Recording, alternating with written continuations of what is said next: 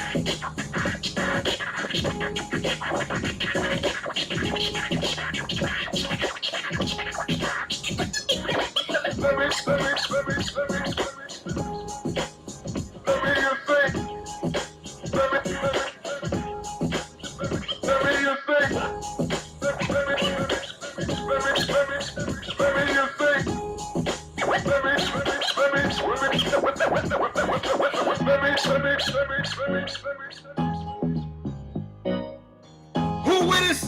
Let's go.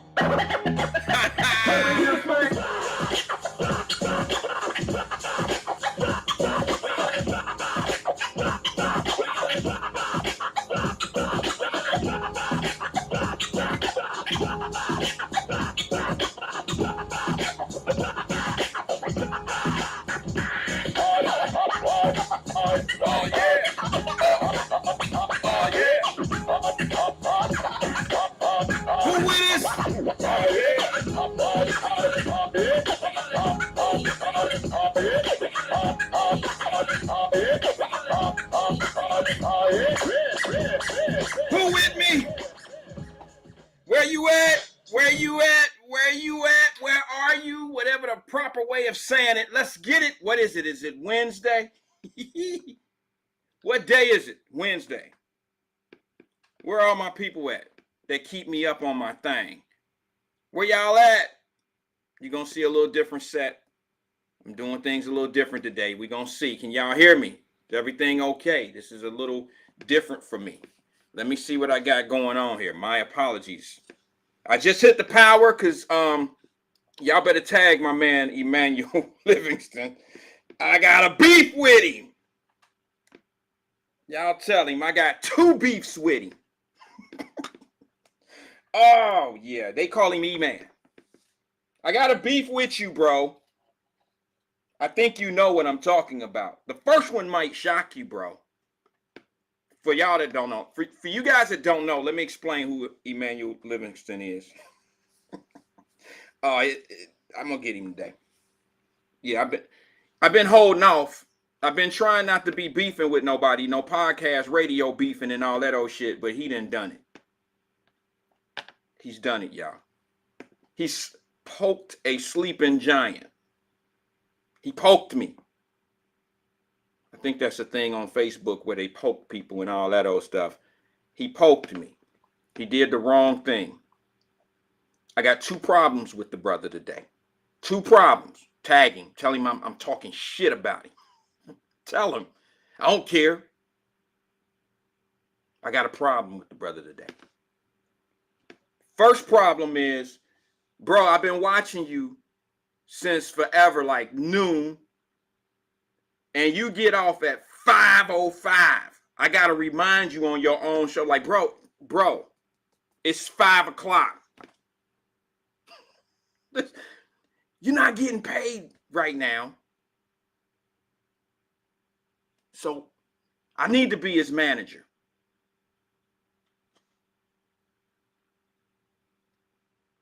That's right. Jenny was over there.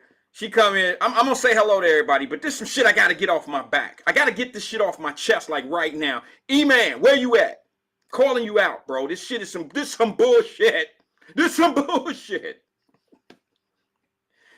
That's right. Jenny said that was hilarious when you reminded him. Emmanuel, it was 5 o'clock.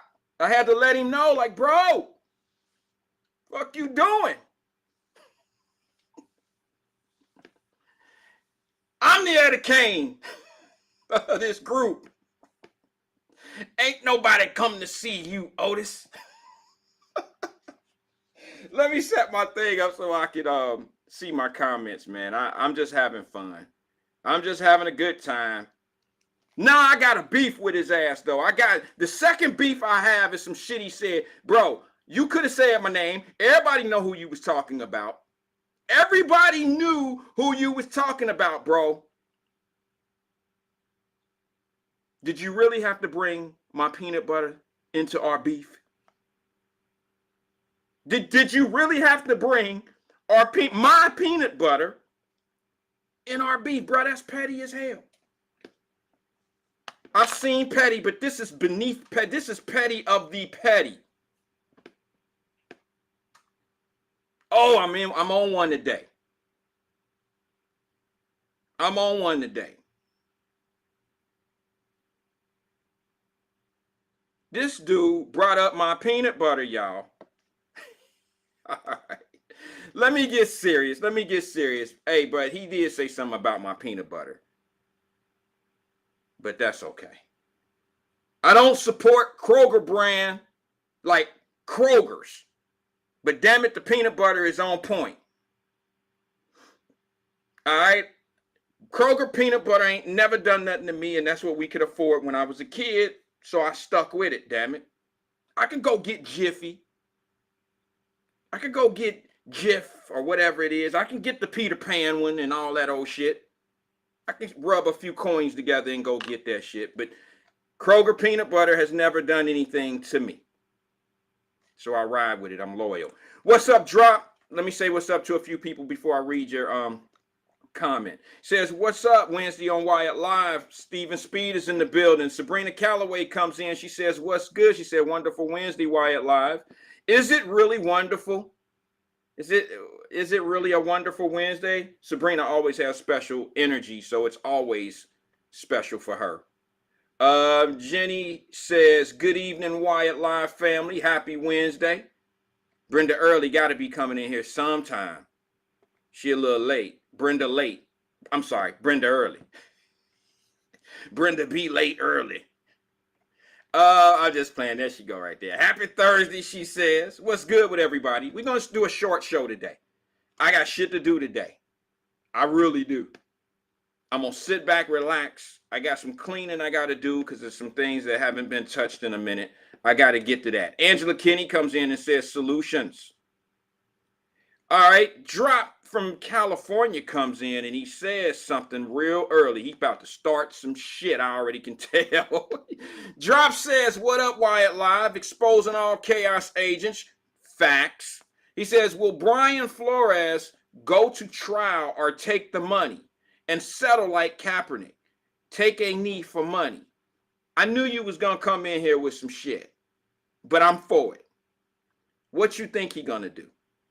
What would be your guess, Drop? I think I can tell by your the way you kind of put it out there. Terry Coleman comes in and says, hey, everyone, be safe the next 2 days if you have to be out. Yeah, I'm not going to drown. I promise you. I'm going to stay clear of all sharks in the ocean. I promise not to get sunburned. I'm messing with you. I'm messing with some people. But one thing I will not be doing is pulling my back out, shoveling no damn snow. I ain't gonna be dodging no damn cars up and down Reading Road, making sure they don't slide into me and all that. Nah.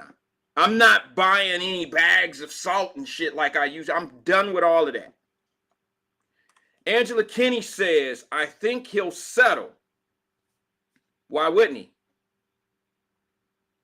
Why wouldn't he? Why would you go to trial? I'll be honest with you guys. I have some people don't know about this story, so I'm going to have to backtrack and talk about what's leading up to what I'm going to say about it. Drop says 2022 Chinese New Year of the Tiger. Hoo day. That's what's up. Thank you. Terry said you're dead wrong, but enjoy. Oh, I know I'm wrong. Sometimes I have to do it. Sometimes I have to just Be that guy. All right, let's get to it. So listen, Drop brought up something. Brian Flores, the head coach of the Miami Dolphins. You guys might be shocked. Some of you won't be. But some of you will probably be shocked at what I say. Tracy Dillingham is in the building. She says hello to everyone. You guys might be shocked how I feel about this situation with Flores. Okay, Brian Flores, from my understanding, from players, from other assistant coaches and some head coaches, they all say he's a good guy. I watched him on a show. For you guys that don't know, this is what's going on. Some people may not keep up with this, but the NFL has a coaching problem when it comes to minority coaches. I think we all can agree to that, right? We can all say that there's not enough black coaches in the NFL, head coaches. There's black assistants. There's black trainers. I can't speak on team doctors and officials and things of that nature. I can't speak on that. But one thing that I can speak on that I don't hear anybody talking about is there have been several, and currently several, black executives on on NFL teams. TC says, hey, y'all. She says, hey. No one's talking about that. But that's okay. I hear all the numbers, but I never hear any. You gotta blend it in. You gotta make it all make sense. You gotta say there's no head coaches. There's only one, but it ain't always been just one head black coach in the NFL. There's been several functioning at the same time, and they just weren't winning. And Cincinnati folks, I'm so shocked that we got some shit to say about this because we had a losing his ass coach, and he happened to be black for 16 years. I know that was it. They shut me down. I think they all just pulled the plug on the Wyatt-Live show because I just spoke a fact. I know. You got to hear me all the way out now, though. How did Marvin Lewis keep his job all those years? Last time I checked, Marvin Lewis was my complexion. How was he able to keep his job all those years? He got out-coached half his career. I tell you why. Mike Brown is a loyal guy. And I don't think it had anything to do with I hear that Marvin Lewis only kept his job because he was black. I don't know about that. I think Marvin Lewis was part of a family, being the Browns family, Mike Brown and them. I think they kept him, and I could be wrong. Correct me if I'm wrong. But I think they honestly kept him around because they have a family-oriented type of situation. The only coach that they really, really did kind of crazy was that Don Shula's son. What was his name? They did him kind of crazy. But then again, you got to be careful how your privilege set in, because that man only got that coaching job because of his dad, who his father is. You know what I mean? He only got that opportunity because of who his father was. And what y'all don't understand is there's only 32 teams. Okay, there's only 32 teams, and people build relationships. People in that football industry build relationships, no different than anything else. And then we're going to talk about the Art Rooney Rule. For some that don't know what the Art Rooney Rule is, it's a rule that was put in like 20 years ago in the NFL. It's no different than a lot of corporate companies have. They don't call it the Rooney Rule. But any corporation, any executive corporate company that has a division of diversity in their HR, they all have a rule like this, where you have to interview so many minorities when opportunities come. That don't mean they're going to get the job, because that's where the rule kind of stops. So the NFL and the players union and all that, man, they all responsible for this bullshit ass rule. The Art Rooney Rule is some bullshit. Y'all, it's dressing. It's putting makeup. It's kind of putting, lipstick on a pig. It ain't gonna never look good. Because it's not structured to work. It's not structured right. You got 32 teams. You got one head black coach right now. Okay. When Marvin Lewis was the coach of the Cincinnati Bengals, he was one of how many black coaches in that particular era? That wasn't enough for us, right? How many of the black coaches in the NFL were actually winning? Oh, we're going to discuss a lot of that little stuff right there. I have no notes. This is all off the brain, and we just going to have a conversation.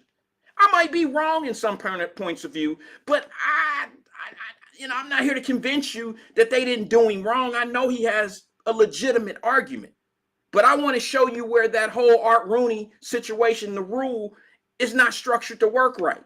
And then I'm going to give you another little direction to look at. I want you to look at it like this. I want you to compare the NFL to corporate America. It works the same way. Corporate America has an Art Rooney rule. Art Rooney rule.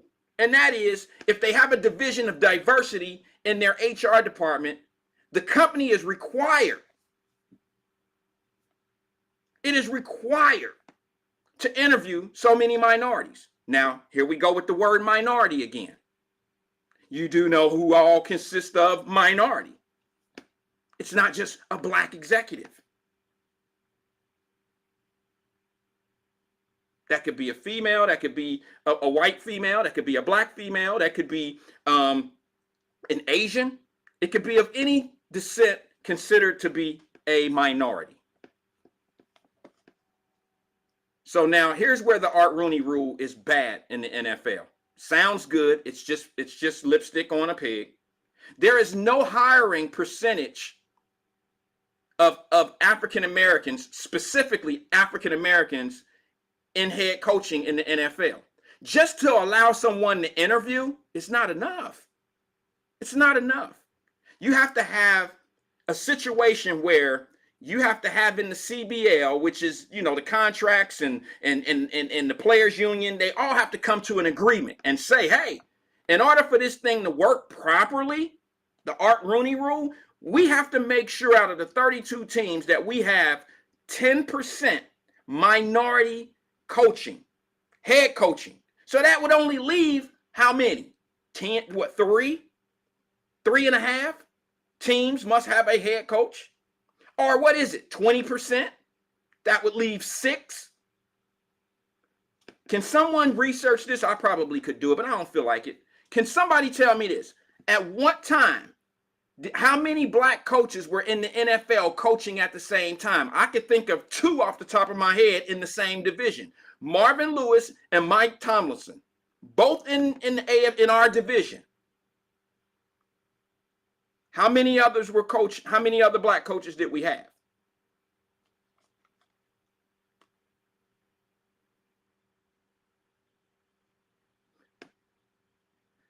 You're absolutely, there's Glenn from the Political Petty Show. You're absolutely right, bro. You're absolutely right. But I'm going to tell you something, Glenn, and I know this right down your alley. Glenn says, it's sad that they even need a Rooney rule. You're right. But if you're going to do the Rooney rule, you better do it right. Do it just like corporate America does. It's not just there for window dressing. They have a certain thing where you have to have a certain percentage of the minorities that you interview have to be employed. In the NFL, the Rooney rule is just sitting there to make sure you got guys on their way to be interviewed on a team, and the coaches they already know who they want, but they are going by the guidelines that the players union agreed to and what the NFL agreed to. And it's just some fake shit. It's fraud. They don't have to live up to, only thing they have to do is fulfill the interview. They don't have to hire anybody. They don't have to hire those guys. So why even go? What's the point of it? I tell you one thing that I am impressed with. Mike Tomlinson. Mike Tomlinson was not supposed to be the head coach of the Pittsburgh Steelers. They already had their man. They already had who they wanted in mind. And then Mike Tomlinson went in to that interview and impressed the Pittsburgh Steelers organization so well that they just said, we got to have this guy. And Mike Tomlinson, the Pittsburgh Steelers head coach, who's been there, how many years now? I know Marvin was in Cincinnati for 16 years.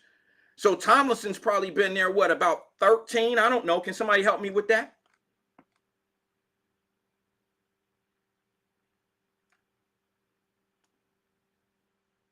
So I'm getting behind on some of the comments because I want to read them. I just want to kind of get this out off my chest a little bit, and then we can all have this conversation. We can go for it. I don't know how I don't see how anybody could be on different pages on this topic. I mean, the Rooney Rule is some bullshit. It's always been some bullshit as far as I'm concerned, because there was never anything. The only thing that was being enforced on the Rooney Rule, it was just, you had to give up an interview. So Brian Flores exposes the whole situation. I got some shit I want to say. I'm not on the fence, but I got some shit. I got to pick a bone with bro too, though. I got to pick a bone with you, bro. Some shit you just don't talk about. This shit about the hiring, I'm with you. Bruh, I'm with you. If you need my help any kind of way, which I know you don't, I wish you would have had a brother lawyer sitting on Get Up with you, though. That would make it a little bit more, I would feel a little bit better. But however, for each his own. Some feel me on that. Some think I'm just probably reaching. But I'm with you on the Rooney Rule. It's some bullshit. All you got to do is interview. Listen, man. For all y'all that may not know, here's some truth, okay? Here's some truth. You could go apply at Procter & Gamble, big corporation, and you just might be going there because you have to meet a quota. An interview quota, and they already got everybody picked who they want. You still going. That happens everywhere. I know some people trying to pretend that it don't. Maybe you don't live in that world. Maybe you don't live in a corporate world, but that is reality right there. Not just in the NFL. That happens in everyday life. And let me tell you where it happens more often than others. Union jobs. And how I know all of this, or how I know a little bit more than the average guy, is my wife is in HR. She has a master's degree in HR. So I tend to hear over here, and I have to hear her vent about certain things. And when you're dealing with unions, you have to interview people. You have to interview people within the company. The unions force that. And that don't mean you're going to hire one of them. But there's certain protocols. There's certain things that happen. There's nothing different about this thing with Brian Flores than all America go through. So now let's peel this onion back a little bit. I'm riding with bro. Let me tell you why I'm riding with him, because I had some conversations with some people, and I was like, I don't know, man. I don't know if that's all, if that's all true. I'm not really there yet. Here's where I'm with him. I'm cool with the Rooney situation because Bill Belichick blew that. He opened the door for that to be discussed. Well, I got a problem with you, Brian, Mr. Flores, Coach Flores, is when you expose certain things of the industry. I got a problem with that. I think we can get past that. I'm not gonna make him out to be Mr. Mr. Goodbar when you revealing internal secrets. And if y'all don't know what that is, I'm about to tell you one thing. He had an opportunity to come into the Miami Dolphins. He was hired as the Miami Dolphins coach. He spent 2 years there. He ended up with somewhat of a winning record and got fired. You've never seen that before. You've never seen a winning coach get released, right? Well, you could say that about Phil Jackson. Phil Jackson was winning, and he decided to do something different. When this story first broke, I didn't have any information, so I didn't really want to talk about Ray Flores that much. But now I'm starting to learn a few things. And I told y'all that it wasn't so much he got fired because he was black. Maybe he got fired and released because he didn't want to do something who remembered me saying that shit? Who remembered me saying that? That he might have been released because he didn't do something they wanted him to do. Who remembered me saying that? I said it might not have nothing to do with him being a bad coach. Maybe he just didn't want to play ball the way they wanted him to play ball. And the simple fact was, guess what? I'm going to pat myself on the back on this one because I was absolutely right. They didn't want him to win games, y'all. The owner of the team was offering him $100,000 per loss. They wanted him to tank the games, tank the season, so they can get a better draft pick in the NFL draft the next season. And he went against what the ownership and what the staff, what the ownership wanted.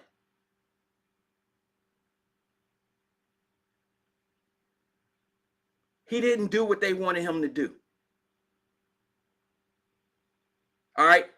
That calls for grounds of release. Now, here's the thing. Now, I feel personally that it's unethical. You brought me here so I could lose? We didn't have this conversation at the interview. Now, here's my challenge to those that think because it's a black man and there's this organization and they fired him because he wouldn't lose and all this old shit. I can guarantee you one thing right now, and I'll put a bet down. I'll put a bet down and I'll give you odds that there are white coaches that absolutely did exactly what Ray Flores was asked to do. Tank seasons so they can get better picks. So that's not a black thing or a white thing. That has nothing to do with the hiring. See, we getting things confused on this whole thing. You know, you got one issue of you got one issue of the fact that you have one issue of the hiring practices of the NFL.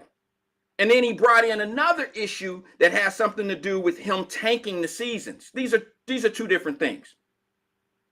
And I get it. It's two different things. Let me take a phone call because let me just see if I can get this thing connected. This is Wyatt. Who am I speaking with? Can you hear me? What up, Wyatt? Hey, what up, Wyatt-Live? What's good with you, Drop? I couldn't catch up with all the comments, but it looked like you and a few other people are going back and forth. So what's good with you, Drop? What's up? What's on your mind, bro? Hey, not much, man. I'm feeling the energy. I just wanted to say real quick that the first question I posed that you read, will Brian Flores settle or will he go to court? I think the man is going to get the bag because this morning I went and did some research on the Colin Kaepernick case in which he pretty much accused the NFL kind of the same thing, him and Eric Reed. It was more collusion, but they settled out of court. And the amount of the settlement was not disclosed because of the non-disclosure agreement that was supposed to be kept secret. So no one knew officially how much they got. But at the time, the rumor was it was around $10 million each.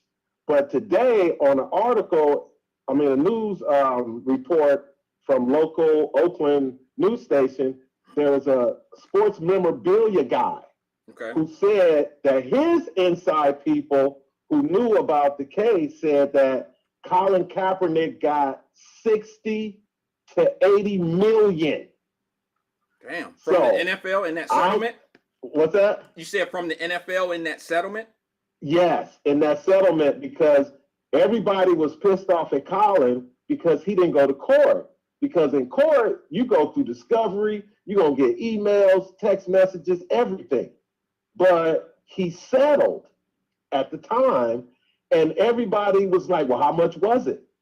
And I don't know where they came up with the 10 million, but people were pissed off at Colin for not going to court. So I'm thinking that this guy I saw from this news report back when Colin did his case is what Brian Flores knows, inside information. He knows how much money Colin got. Because this morning on ESPN First Take, my girl, your girl, Wyatt, Angela Rye is back. Oh. Yes. Angela Rye announced today on First Take that she now works for ESPN as a special correspondent. Yeah, that's a sister, right? She's an attorney who had a podcast. Exactly. I know exactly who she is. Exactly. But if you watch that clip from this morning, you can go to Black Not Democrat Twitter feed. I dropped a couple of audio clips, but you could probably find it on YouTube. She basically said, because Keyshawn asked her a question about what's at stake for Brian Flores. And she said, well, there's money at stake. Well, no, Because the reason why she would say that is because, I'm sorry, I didn't mean to cut you. I just wanted to be clear. And I just, because I'll lose train of thought on this. You're right. There's always going to be money involved because he's suing for monetary, damages. So, it's almost, I mean, in a law, have you ever seen a lawsuit that didn't have monetary damages in it? nah, not really. Exactly. So it's always going to be money involved in the lawsuit, but that kind of shades the principle of a lot of things. It doesn't with me.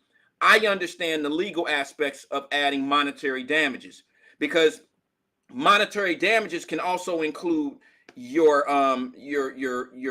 attorney fees. Uh-huh. You see what I'm saying? So Yes, don't get yes. it twisted because there's a money value to his lawsuit. You have to add that because you want your legal fees to be paid. Okay, here's another thing though. Here's another thing. Then I'm gonna hang up. Thanks for taking the time. No, go ahead. Because I wanted to ask you this because of your professional career and the court system and all that. Now, Wyatt, we both know how deep NFL owners' pockets are. Yeah. So who in their right mind, somebody of the caliber of Brian Flores and the two lawyers that he has, and another sidebar, he couldn't find black lawyers, he got two white lawyers. Okay, so again, I'm asking you, Wyatt, do you think his pockets are deep enough to go against the NFL when you know all them owners gonna form Voltron, even though, like you just said, if he wins, he can get them to pay the attorney fees. What's your take on that? Well, and thanks for taking my call. I'll take it offline because I'm sure it's gonna be some other people. Shout out to Faye Rothstein. Shout out to my new best friend, the Politically Petty Podcast, Glenn. They all at it. Hey, we all need to do a spaces. We all need to do that shit, bro. This would be a great topic. I got a lot to say about this that I'm sure Glenn may go against what I'm saying, but he's great. He genuinely hearted. He may not. I mean, on the coaching hiring part, we're gonna be on the same page. But on the other thing, and that's why I'm getting ready to hang up because I want to hear if Glenn's gonna call in and talk about this. And oh, by the way, last night that fool did a almost 5 hour Spaces. He got me beat, bro. No way. Did he take a bathroom? I had to tap out. After. Wait a minute, hold on, bro. Let me just say this. I gotta just say this about Glenn, bro. Like this dude, his stimulant for this shit is off the chart. All right, like I've never seen him like call a show and them not have to say, okay, Glenn, thanks for calling in. And because he can go, but he get in his flow and he making sense and he do what he do, bro. I love his flow. I do too. Me and him go at it, but I am so excited that he loved the Spaces thing because I'm just a child of talk radio. I understand. So I just love to hear people talk. So I hope he stick with it. But damn, that was a hell of a marathon. Yeah. Anyway, Wyatt. Anyway, man, I'll holler at you later. All right, bro. Peace out. All right, bro. Take it easy. All right. That was Drop 52 out of California. And he brought up a valid point. Will the coach go to trial on this? Or is just filing a lawsuit enough? Let's take the money out of it. Let's just take the money out of it, okay? I don't want the money to be part of the argument. Good evening. Welcome to Wyatt-Live. Who am I speaking with? Michael Snackson. How you doing? What's going on, Fame? Yeah, man. Yeah, Glenn had a damn 5-hour marathon show because he never saw an argument that he never liked. That he never didn't like. You be arguing about the damn weather. Glenn gonna argue. You know what I mean? That's the kind of cat he is. Yeah, Glenn can go, bro. He can do it. Yeah, I mean, that's my brother, though. As far as here's my thing. The first time we ever met, and I told you about my show, my podcast, and the Instagram, and I told you about sports betting. What's the first thing you said? That what? As far as me personally, like that I don't bet on sports? Exactly. Mm-hmm. You said you couldn't do it because being a promoter of a boxer, Yeah. you know, that We were talking causes, about a fight. You were talking about betting.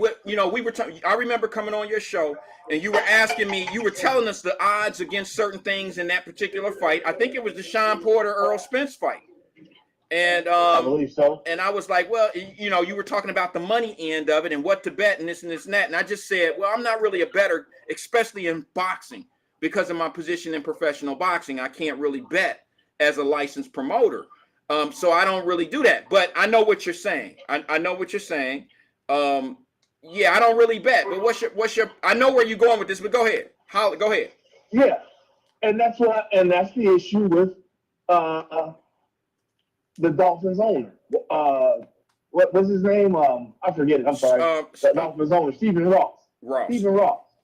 That's the issue. He should be removed, Fang. He should be removed. Sports betting being so heavy nowadays and involved in every league, you have an owner giving incentives on poor performance from the head coach.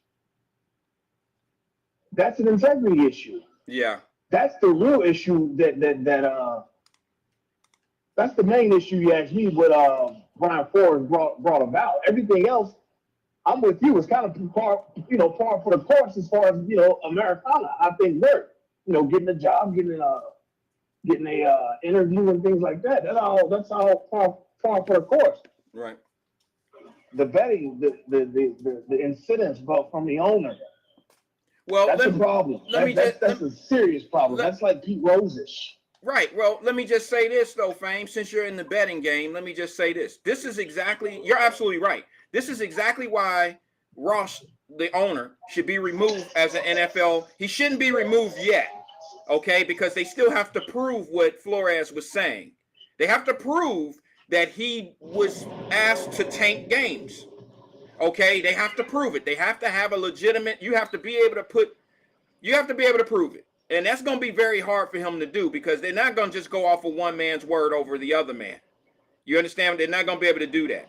Now, there's a way to be able to tell by maybe players being put on IR and not actually hurt. There's a whole lot of ways they're trying to figure out are suspicious play calling or diving, like in like a basketball game. You can tell when people missing shots on purpose. You can tell. Mm-hmm. So in this particular case, it's going to be hard for Flores's defense or his team to convince a court that he was asked to tank games, unless when they suppress all the evidence, there's something in there that we just don't see right now. It's very early, so we don't know.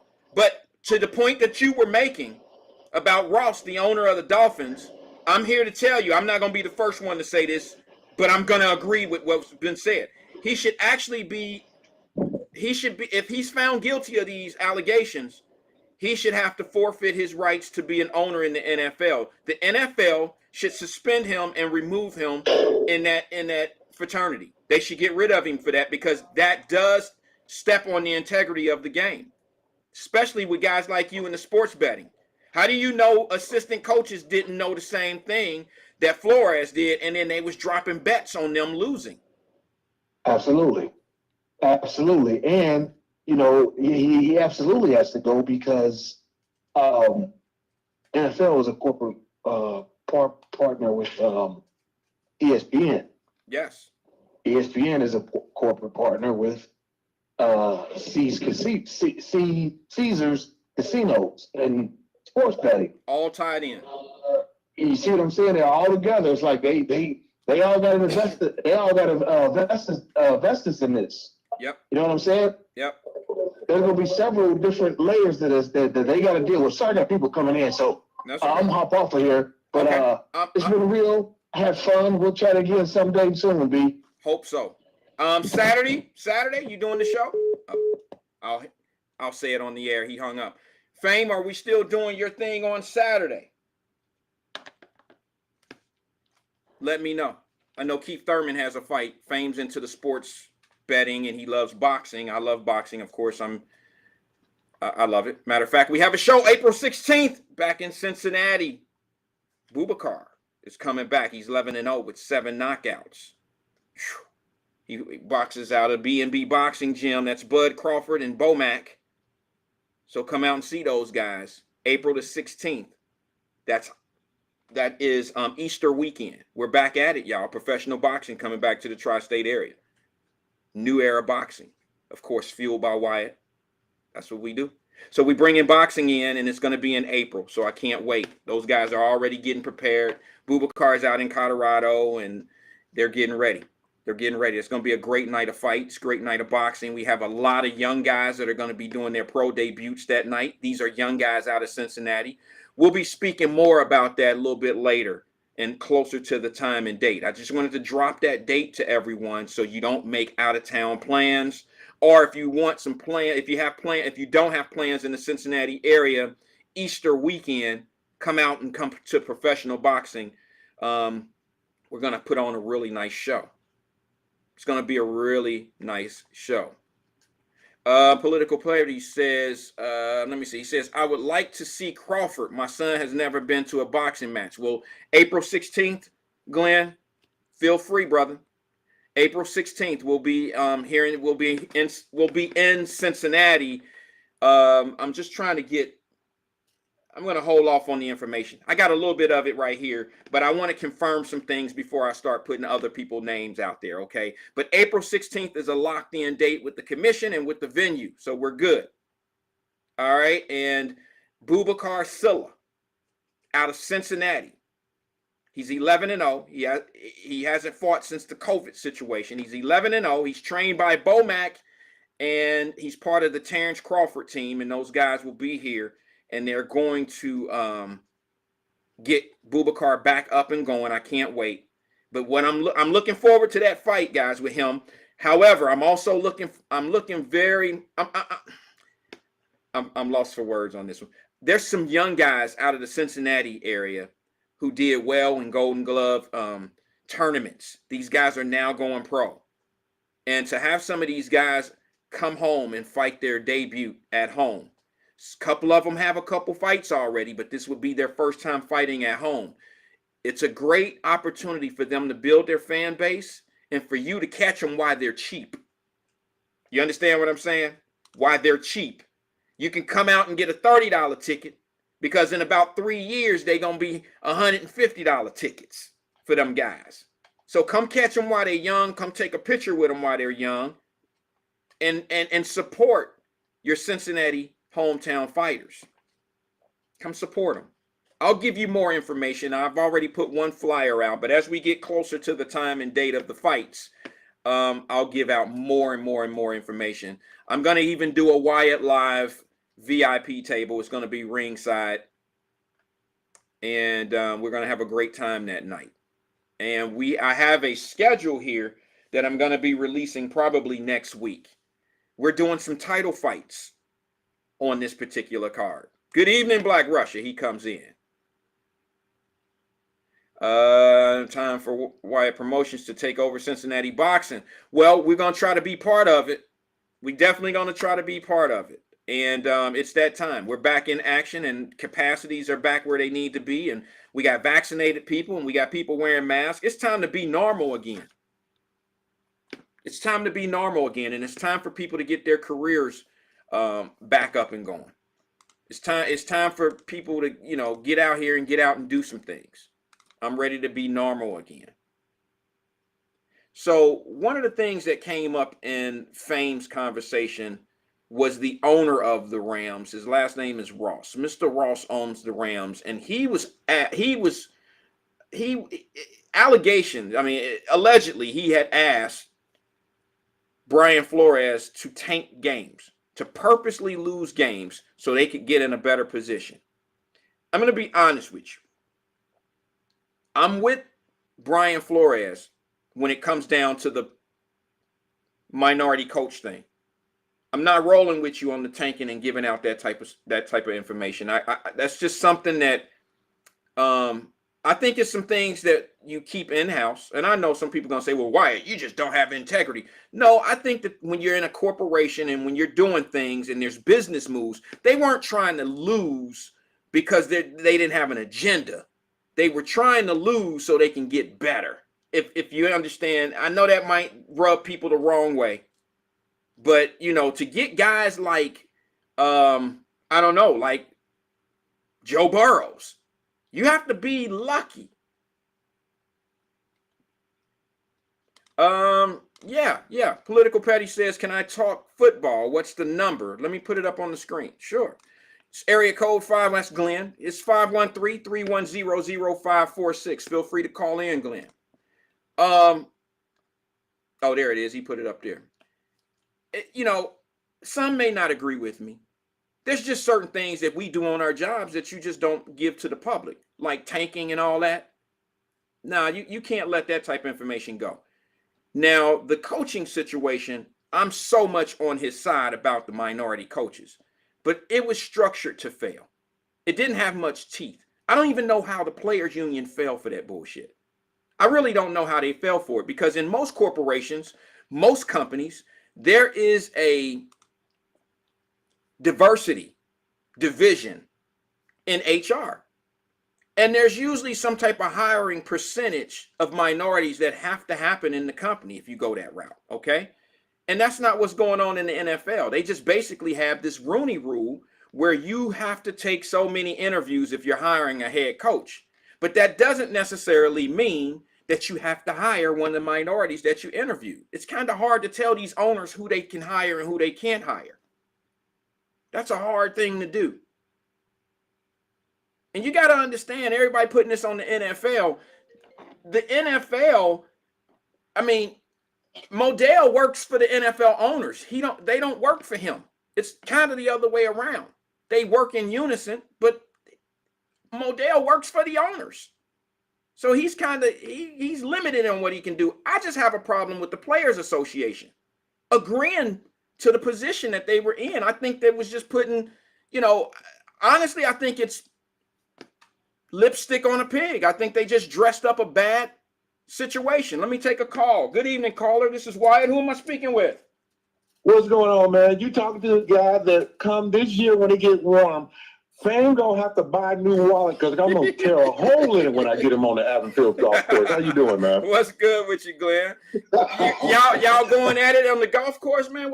Yeah, he been wanting to play me for a couple of years, so okay. I just gotta go out. Just bring your wallet with you, Fame. That's all I got. Oh no, his Cash App. Shit, don't know.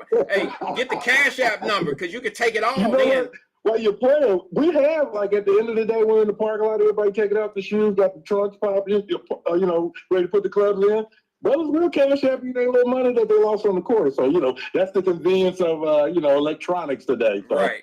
Like the old days where they like catch you trying to run away from the spot. Hey, I'll catch you later. Like, no, I'll give my money today. Right. But, man, I want, of course, I got to say a little bit about Flores. Yeah. What's up? I'm kind of with you on the whole idea that, you know, he kind of let the cat out of the bag as far as tanking is concerned, because this wasn't the first time, Wyatt. If you think about it, remember in Indianapolis, they actually had a season where they said suck for luck. Yeah. You know, because they wanted Andrew Luck when he came out of Stanford, I believe. I mean, there's been fans, Glenn, that have been like, let's just tank it. I mean, with signs in the stadium, I've seen it before. And for people to think that shit don't really happen, they're just delusional. Right. They're delusional. Well, you know, the players, because, you know, they've been talking about this all day, and they were like, you know, former players like Ryan Clark and Damian Woody, they said, you know, we wouldn't have been for the whole tanking thing. You know, this is our livelihood. You know, the better the team does, the more money we get. You know, they got incentives out there. Right. And, you know, if you tank it, you might go get that 1,000 yards receiving, or, you know, that 100 catch rating, you know, a little or whatever. So, you know, they said they would be against it. But again, quietly, if we kind of tank to get Joe Burrow instead of like a Andy Dalton or, you know, a John Kitna, I kind of would have been for it. I'm with it too. But, you know, I would take Joe Burrow because we got a dog this time. That's right. I believe. And how did we get him? You see what I'm saying? We got him because we wasn't shit, right? I mean, but let me ask you this, Glenn. How do you? I know you being for real, and we both being for real. But serious question here. How do you feel about Flores? We'll talk about the coaching situation in a second, all right? Okay. But these are two separate issues. Would you agree that the coaching situation, minority coaching, and then the tanking situation are two different issues? That's two different things. Yeah, he let a lot out the bag. Yeah, he did. And you can, I heard Drop talk about where they're going to settle and everything, and I'm sure eventually it's going to come down to that because the NFL got billions of dollars. Right. They can pay you off to just, okay, you got it, but here's, I don't know, 100 million, or I think somebody said 60 million, which I quite honestly don't believe. I don't think he got 60 million because I thought the records were sealed, and I also believe that he signed the NDA. So if he exposes some of this, or some of the details of the plea agreement, they might be able to take money away from him. Sure, I don't think that. Here's the thing, man. I'm gonna be honest with you. From my legal background, Glenn, there's no way in hell that Kaepernick released any of that information, and no one from the league office released it. So I would see it. I don't want to be disrespectful for anybody's information, but I just don't think that things like that, when you're talking those type of digits, that many commas, that type of information is not released easily. That's not something that can get out there, especially because a number that tall. Rumors about $10 million. When I heard drop today, like 60, like damn, they went up $50 million. That's that's news to me. So, but I try to pay attention to this stuff. But as far as like you said, they're two separate issues. You are correct, and he let the cat out of the bag. And believe me, now the NFL officers and Troy Vincent and I forget the other brother that's there. In the NFL front office, now they're gonna, now they gotta have questions posed to them. But here's the thing about the owner Ross of the Dolphins. Apparently, he started some big initiative where he's put in hundreds of millions of dollars. I think they said up to $100 million in initiatives for minority involvement and inclusion and all that stuff. Yeah. So now they're wondering if it was just window dressing, like you said. Well, I think as far as the Rooney Rule is concerned, you weren't talking about this, but yeah. Is this another case of make it look good, but you're not really trying to do what you're really trying to do type thing? Well, let me say this. I think the only problem that I have with Ross right now, the owner of the Dolphins, with the limited information that I have, and I'm not going to criticize because I only know so much. Okay, so I'm going to say this. I'm going to feel like everything he did as far as the donations was genuine. I'm just going to assume it was genuine. Okay. Exactly. And let me give you the reason why I'm going to say that it was genuine. I have other reasons. The other reasons is because of the minority ownerships that are involved with Miami Dolphins as well, because they do have splits. And just off memory, Venus and Serena Williams, who happen to be African American, that came up. Yep, I remember that. They're owners. J-Lo, isn't she part of it or something like that? J-Lo. It's a lot of entertainers that have stake in the Miami Dolphins. Okay. And you got to include the Latino community, J-Lo, and there's a couple other I can't think of them off the top of my head. But first ones come to my mind is Serena and Venus Williams. Yep. Rick Ross. Yep. The rapper Rick Ross. These guys have stake in Miami Dolphins. If you trying to keep black folks out of executive positions or out of ownership, this shit would never even be in spot. Now, Glenn, you're the perfect person for this conversation that I'm going to pose. I mean, this question I'm going to pose. Now that we have all these folks that talk about all the shit of where we're not being fitted in and we don't get the opportunities and this and this and this and that, we have more millionaires and billionaires in the African-American community than ever before in the history of us being in this country. Now, wouldn't you think it would be wise to us to find a union or some group, a buyer's group, just like they do, and be able to purchase the Denver Broncos for $4 million? Wouldn't you think that would be good? About the one brother, the richest black man in America, apparently. His name is Robert Smith. I believe he's a venture capitalist. He was the guy that paid off, all the Morehouse student graduates, student loans. Yes. I think he spent like $40 million. Yeah, I remember that.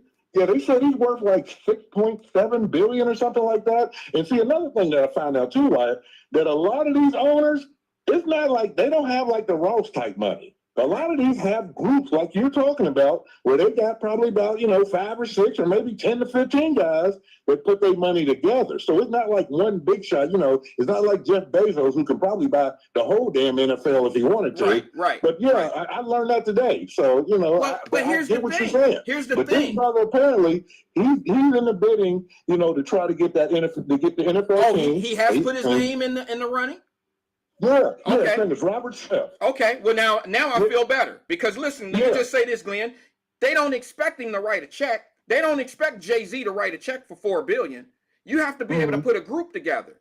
Now, you see what I'm saying? It don't take Jay-Z to go in there with a $4 billion check. He has to put a But you- union together, a group of guys together, and they can get $4 billion from a bank to hand the St. Louis hand the Denver Broncos ownership to take over. It's like anything else. You don't go to a car dealership with $40,000 in your pocket. You go to the finance office. It's the same principle. And those, think about it. $4 billion in an investment. Look at the money that these guys create each year in the NFL. Just by TV revenue, you could make your note on that $4 billion.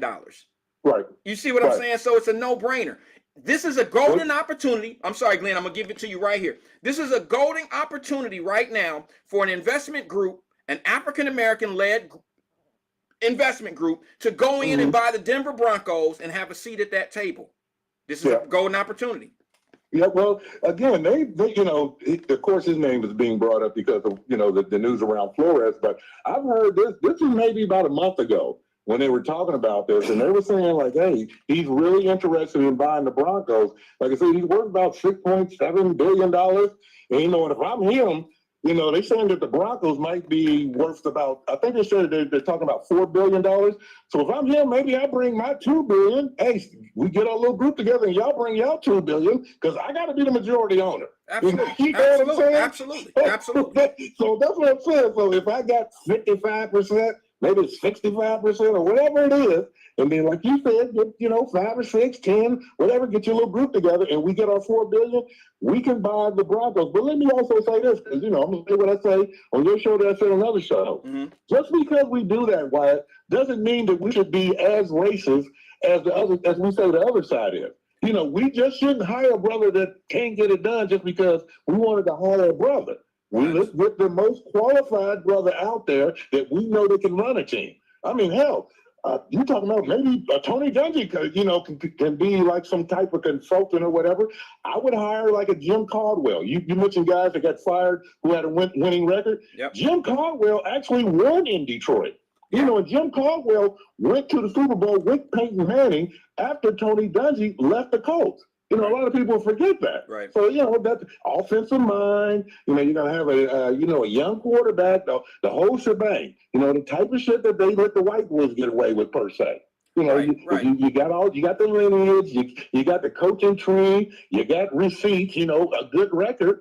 These are the type of things that make me upset when it comes to these hiring positions, because like I mentioned on Nathan Ivey's show, I had a cousin that played for the Dallas Cowboys. He got 2 Super Bowl rings with the Cowboys. He was a starting outside linebacker. Dave Wannstedt, which his defensive coordinator, because of that spotlight, because of those 3 consecutive Super Bowls, he left, to go to Minnesota on he got the big contract, because he got the name out there. Right. But Dave Wannstedt got a job in Chicago. I think Norv Turner might have gone to San Diego. He was the offensive coordinator because, he got the triplets, Aikman and Irvin and Emmitt Smith.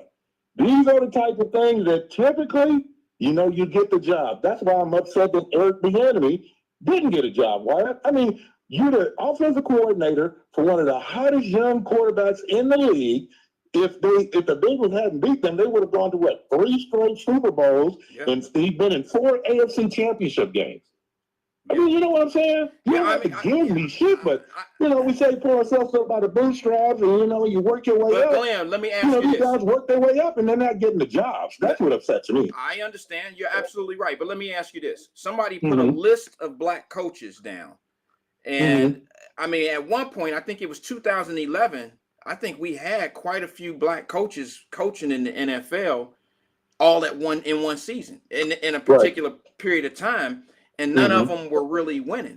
You see what I'm saying? You're talking about Green. You're talking about a lot of these guys weren't really winning. I mean, Marvin Lewis. Well, there were some that won. I'll put it this way. And I put this in the chat. Remember, Lovie Smith and Tony Dungy played in the Super Bowl against each other. Right. I think it was the first time 2 black coaches had ever been in the Super Bowl against each other. I remember that. Yes. I mean, think about it, Wyatt. Art Shell was the first black coach hired into the NFL. That was the freaking year that I graduated high school in 1986.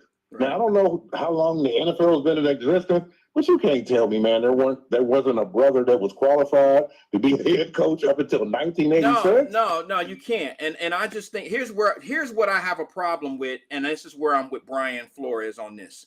I have a problem with the fact that the recycling of coaches that fail in one organization, and then they're able to go somewhere else and fail there, and then go somewhere else. What they do is they are head coach 1 year, okay, or a year, get fired, and then they'll go be a defensive coordinator on another organization, and then that puts them in line again for the next coaching opening at another team, on another team. You see what it's just a recycling situation that I don't really agree with.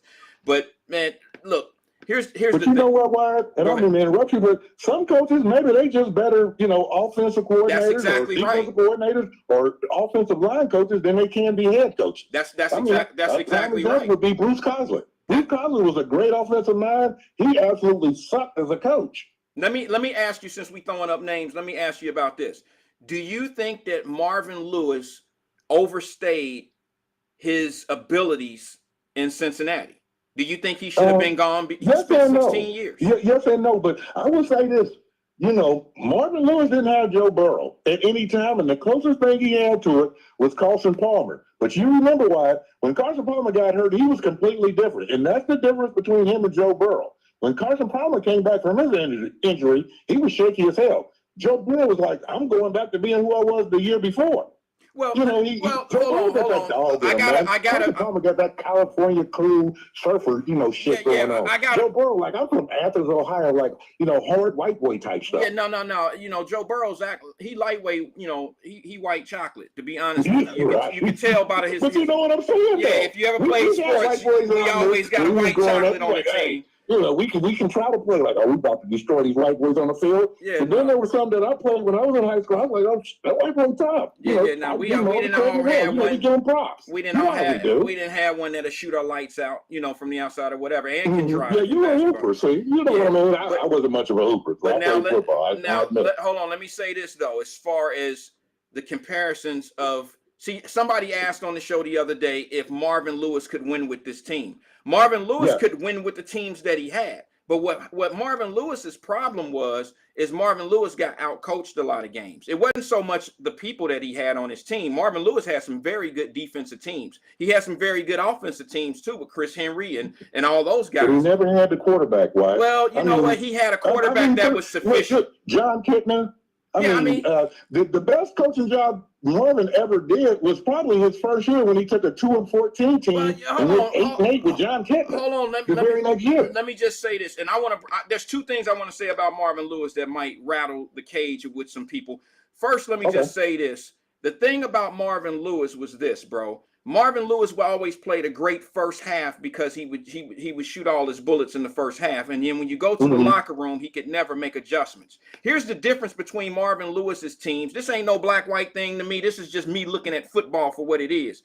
Marvin Lewis went into the locker room and probably told everybody to get some Gatorade and, hey, fellas, y'all doing good or whatever, or we need to pick it up. He didn't go to the blackboard and he didn't make adjustments, and I blame his staff and him for that. The difference with this particular team is Joe Burrow's, the Cincinnati Bengals played in that game against Kansas City. Kansas City played a perfect game almost until that last little 5 seconds of the first half. They played a perfect game. They damn near scored every possession that they had. Remember, it was 21-3. They almost about that. Yeah, they played. They said they came in when they went into halftime, and I've heard the NFL guy say it.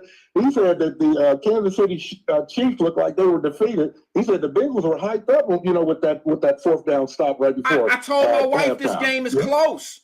I said this game is close. She said it's 21-3. I said, listen, first of all, we took the momentum into the locker room by doing a goal line stop, and we just didn't play well on offense.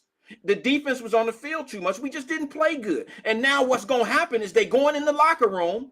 All right. The defense who just took the momentum in there going to come out because Kansas City started with the ball. And I said the Bengals going to come down on their first drive and they're going to score. Because it gave the offensive coordinator and the coaches the opportunity to make the proper adjustments. Joe Burrows was not Joe Burrows that we know in that first half. He couldn't complete a pass. He couldn't get things going. He couldn't read the defenses. They took him in the locker room and they let him. He got on this. This is where he's a genius. He's a smart kid. Yes. He could see the coverages and he could break them down and he knew what to take. He took what the defense gave him. And that was the difference between the first half and the second half. The defense played well the whole game. It was the Well, you offense remember, that was sputtering. and they had the experience of that week 17 where they basically, it seemed like the AFC Championship game. They came back the second half, but you know what? If you give me a little bit of this is classic Andy Reid also. I was telling friends of mine when we were watching the game, I said, you know what? Kansas City's smart because they're running the ball. You know what running the ball does? It keeps Joe Burrow on the sideline. Exactly. Because Joe's a rhythm guy. Once he get going, it's hard to stop that brother. Sure. It really is. So, sure. They were doing that, but Andy Reid in Andy Reid fashion, and he used to do it in Philadelphia. They had good teams with McNabb, but he never ran the ball. He always on that West Coast, dink and dunk. Let's keep passing the ball. Couple of incompletions. It's 3rd and 9, 3rd and 10. Now what you gonna do? Here's the thing. Like I said, you stop them, and then you get Joe Burrow back on the field. You got to keep Joe Burrow on the sideline. Which, can we talk a little football? Because I put this in the thing in the chat. The Rams, they got a shutdown corner. He might be the best cornerback in the NFL in Jalen Ramsey. So they can put him one-on-one with Chase, and maybe they're gonna have to. They're probably double team Higgins because Higgins is a beast in my opinion. He's tall, lanky. Touch the ball, he ain't scared, and maybe they have to let Tyler Boyd get off. I think it's big that Houston Mazada. I mean that. The tight end, I can't think of his name right now. I'm tongue-tied. I know you're talking about CJ. I think he's big. I hope he can come back because he's that safety valve that all young quarterbacks have. All quarterbacks need. There in the middle of the field, they catch the ball. Let me say this. Make the tough yards. Let me say this about that one-on-one matchup. I'll take Chase with Ramsey all day long one-on-one. Because but he's still a rookie. Ramsey's a beast now. I mean, he ain't no. I mean, I ain't saying he's gonna just go out there. He ain't gonna go out there and just shit on Ramsey. But here's the thing: the NFL is set up. It's an offensive game. I'll take a big Chase over Ramsey. They both good players, but I would take a one-on-one. I don't care. Listen, here's why I'll take a one-on-one because my quarterback believe in me. Joe Burrow done already said if you give me one-on-one with Chase with anybody, it's gonna be a long day. Right. So he ain't gonna give up on that. They gonna go toe for toe. He went through that against Deion now. Well, Deion different beast though. Deion shut down a whole side of a football field. That's just they don't make Deion Sanders anymore. A lot of people. I ain't messing with Cut. No. I'll tell you what. Tell me this. I think the Bengals should draft the quarterback out of UC, Sauce. You said a cornerback? I think he was last there. I know they call him Sauce. He's All-American, and they got Kobe Bryant on the side. But you said cornerback. Yeah, if they can get him, man, maybe late first round or something, because that's where we're going to be picking. I mean, we're in the damn Super Bowl. We can get him, and because I'm not an Eli Apple fan, I'm telling you what, I think he Rod Jones 2.0. Right, I call him Toast Jr. Well, yeah, he's suspect sometimes. He's suspect. But now, let me ask you something. It's like they pick on Apple, man, sometimes. Yeah, let me ask you something about this thing, this lawsuit, though. This lawsuit. Would you agree or disagree that Art Rooney rule is some bullshit? If you don't have to implement... I know what you're saying, but, it's some bullshit that you even need it. Oh, yeah, no, okay. We got to get past the need. We got to get past that. The NFL that they got a problem. I think it's ironic that it's the Rooneys because, like you mentioned Mike Tomlin. Yep. But the Pittsburgh Steelers have only had 3 head coaches in their history. I mean, think about it. Bill Cowher... I can't believe I can't think of the standard bearer of the Pittsburgh Steelers. During the steel curtain, I can't think of his name. I know somebody knows it, but and Mike Tomlin. So they're like I don't know what would you say as a pro? They were the Patriots before the Patriots. Right. They like I said, they only had 3. The Bengals have had 3 in the last, more than that in the last 25 years? Because Marvin was there for 18 years? 16. But yeah, I get you.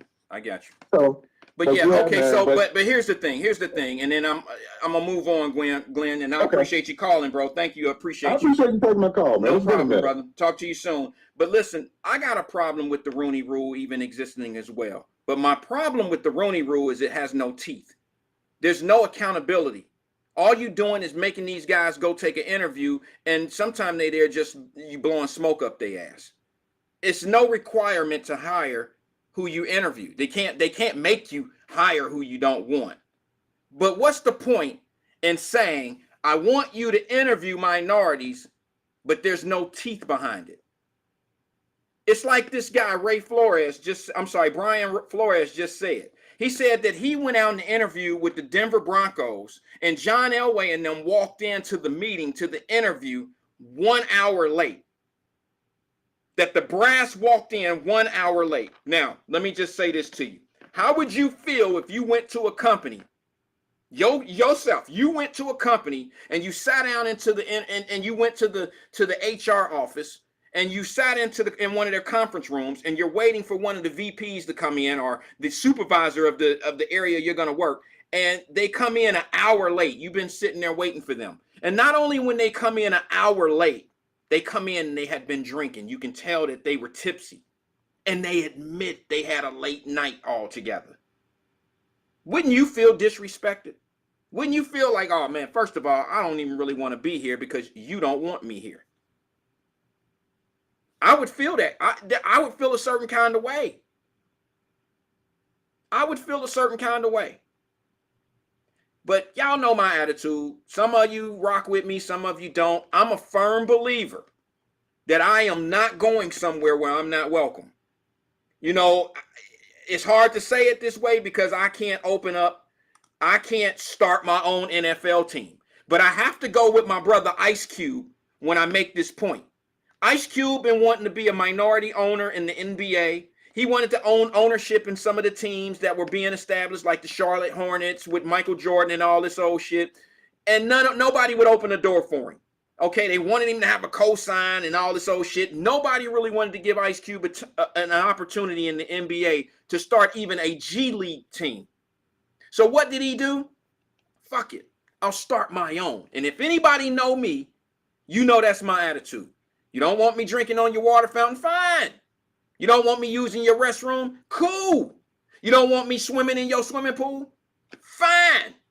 I'll get my own water fountain. I'll get my own restaurant. I'll get my own swimming pool. That's just my approach. So not sounding all arrogant about it, let me tell you how I feel about this thing in the NFL. We have leverage now. You have a team that's for sale. The Denver Broncos is for sale.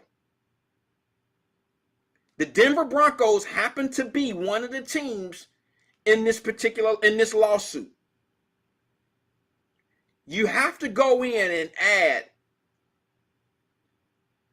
teeth to these arguments, or it's just going to go back to being what it is. Are they going to put more makeup on these pigs? You know, the pig, it's fake. It's just not, it's fake. Like the Rooney Rule is fake to me. It's fraud. Bill Belichick texts the wrong man. He texts Flores thinking that he was, okay, Brian is his first name. Bill Belichick thought he was texting another Brian. Happened, both of them were on his coaching staff. They're both pedigrees of Bill Belichick. And he made a mistake and let the cat out the bag. I ain't even mad at Bill Belichick. Everybody know Bill Belichick pretty cool. So he wanted to let somebody that was on his former staff, let him know, like, hey, man, you getting this job, bro. Good for you. And he texted the wrong one. He texted the wrong person. And what happened is now this guy got the information. You going into an interview, and they already didn't pick their man for the job. All I'm telling y'all is, look, black, white, green, purple, blue, whatever it is, that shit happen in all companies. Corporate jobs, anywhere that they had this little Rooney Rule, it's happening in all these different places. You didn't went to a job interview and your ass went there for nothing. They already had who they was going to hire, especially if you work in an organization that has a union, because it's usually in the bylaws or whatever the union contracts that union workers must be able to interview for certain upcoming spots, and they have to be first, or they get 10 days grace period to interview for these jobs. And that's what happens. So I'm not going to sit here and say that part was racial. I am going to say that there is a discrepancy in the hiring of black head coaches versus white head coaches in the NFL. But let's not act like there ain't been no black head coaches. Show me one. Mike Tomlinson. You could say Tony Dungy, but these guys, I bet you Tony Dungy could have got a coaching job in the NFL if he wouldn't have went to broadcasting. What NFL team with his experience, Super Bowl pedigree, What NFL team wouldn't have wanted him? Now, do I think an NFL team would want Marvin Lewis right now? No. That's why he out there in Arizona as a special assistant advisor to the brother out there running that program. What's his name that's out there? I can't, Sherman, the Sherman guy.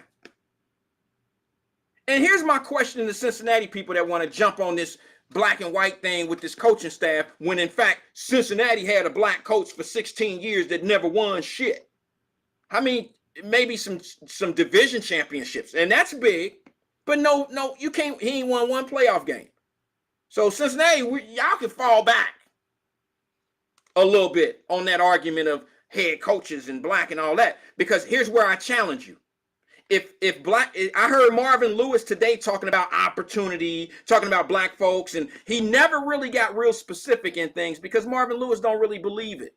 He don't believe the shit that's going on. I can't put it in his mind. I'm just going off body language and how he answers some of the conversations. And then I got a receipt to show y'all. I got a receipt to show you that Marvin Lewis is not all the way on board, because the NFL and the NFL owners like Mike Brown and them did Marvin Lewis real sweet. He was taken hella care of. And not only that, I got to question something about Marvin Lewis. If it's all about opportunity and it's all about taking care of the brothers once we get where we going, how many brothers did you have on your coaching staff, Marvin? Your offensive coordinator was white. Your defensive coordinator was white. Your tight end coach. You had one brother on the defense that was a linebacker coach. So don't tell me, like, I tell you who got the best damn coaching staff in the NFL, and can't nobody say shit about it. And that's my man over at Tampa Bay. He got a black offensive coordinator. He got black assistant coaches all over the place, and he's priming them to move to the next level. You show me an organization like that. You show me an organization like that, and we good. Yeah, you're right, Glenn. He had Hugh Jackson for 2 seasons, and then Hugh Jackson took the job in Cleveland and got railroaded up out of there because he couldn't win. He didn't have a good team. I ain't blaming him. He didn't have a good team. Cleveland was trash. The team was trash. It's really difficult to break into that industry. There's 32 jobs. There are white guys that don't get them jobs. There are black guys that don't get those jobs. We just want it to be fair. And I'm just telling y'all right now that Art Rooney shit, it's fraud. If there's no teeth behind the rule, if there's no certainty that the rule is in place to actually be effective, then what's the point in even having it? It's just show. It's a smoke screen. In most corporations that have what we call in the Art Rooney rule, most organizations, I'm talking about most corporate places that have that same rule, that have a diversity division in their HR department, most of them have a hiring percentage that is required. 10%, 7% that use this particular rule, and Rooney rule, have to be hired. That's not what what the Rooney rule is right now.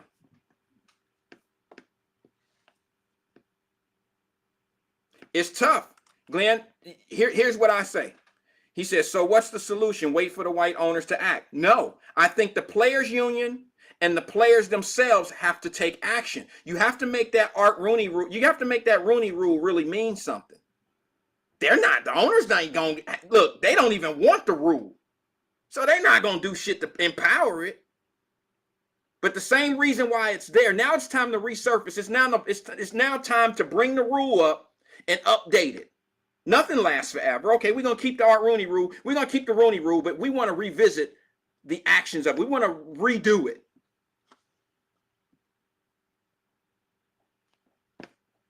What's wrong with that? Now, I don't expect the owners to do anything. The NBA doesn't have this problem, though. Well, look, man, let me just be honest with you and say this. The NFL is probably a little bit different beast.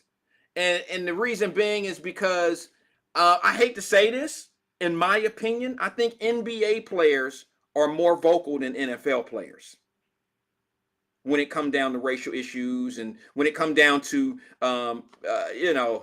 player association and things of that nature. I could tell you who the president of the the president of the NBA Players Association is. I could tell you who that is. Can you tell me who the NFL Players Association president is? When was the last time you seen him do a commercial? Or when was the last time you seen the NFL Players Association person speak up in racial equalities or any of that type of stuff? I know who we have in the NBA. So it's kind of a different situation.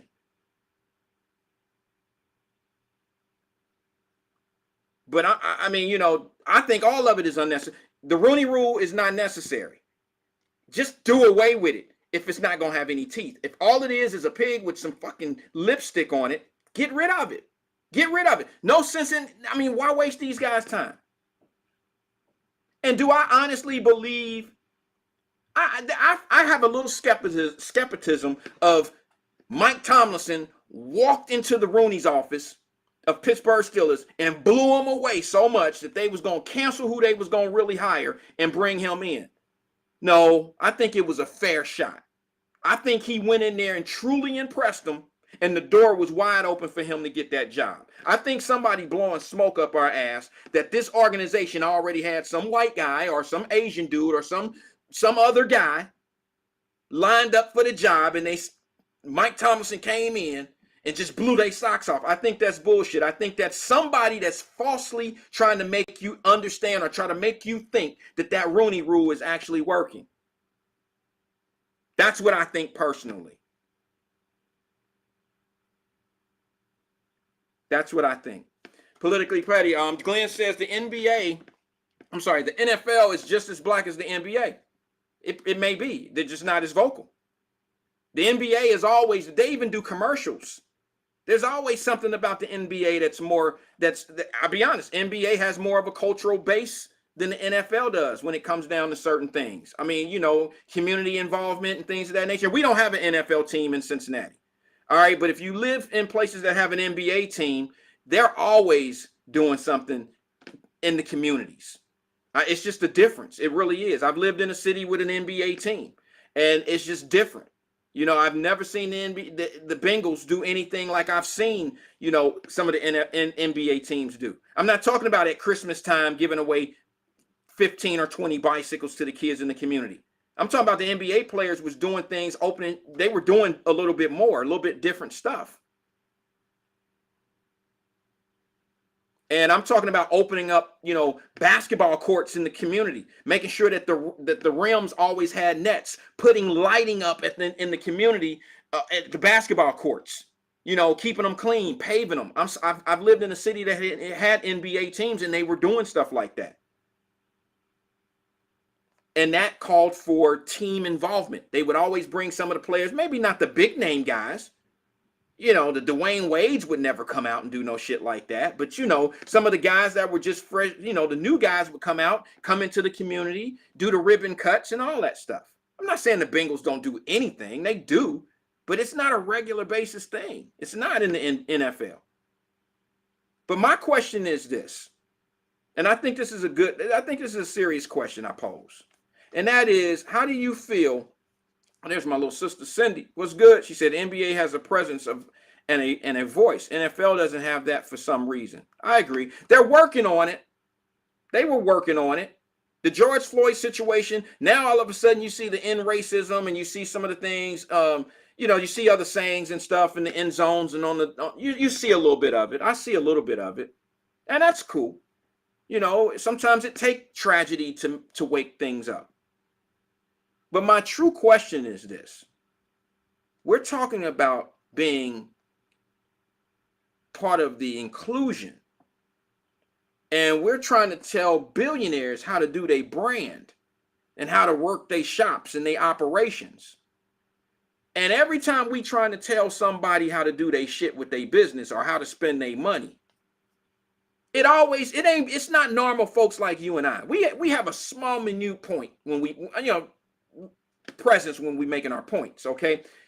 It's the big guys that I don't want to hear say shit. I don't want to hear Diddy say nothing. I love Ice Cube, but well, I shouldn't say Ice Cube part of this because Ice Cube did exactly what I'm talking. My point is Ice Cube. But Diddy and some of these other guys that talk that shit about equality and being equal and they leaving us out, bro, you know more people that can actually put a deal together that could get a football team. You know Clyde Davis and all these guys. You know enough people to be able to get a buyers group together. Jay-Z has a relationship with Roger Goodell. So you trying to tell me Jay-Z couldn't put something together to make something like that happen between Jay-Z, LeBron James? You trying to tell me Jay-Z, LeBron James, Beyonce, a few other people, Tyler Perry, you trying to tell me you can't put all these signatures together with the assets that they have and form a buyers group to come up with $4 billion for an NFL franchise? I got a secret to tell y'all. The one thing that they're definitely going to want is collateral. What better collateral to have than an NFL team? Show me something that you can put on the line that has as much value as the actual team itself. It's valued at $4 billion. It's almost like taking a loan out. Okay, I just went and bought a car with $30,000 and it was $30,000 in the glove box. You get it? I ain't gonna never make no payment. I mean, miss a payment. My payment is already made because when I bought the car, I bought it for $30,000 or whatever. The $30,000 is in the glove box. That's how I feel about an NFL team. If you spend $4 billion on it, you just bought a franchise that has $4 billion sitting right there waiting for you. It'll pay for itself. Just the TV contract alone. 5 years of that, and this is a cash cow that'll never run out of milk.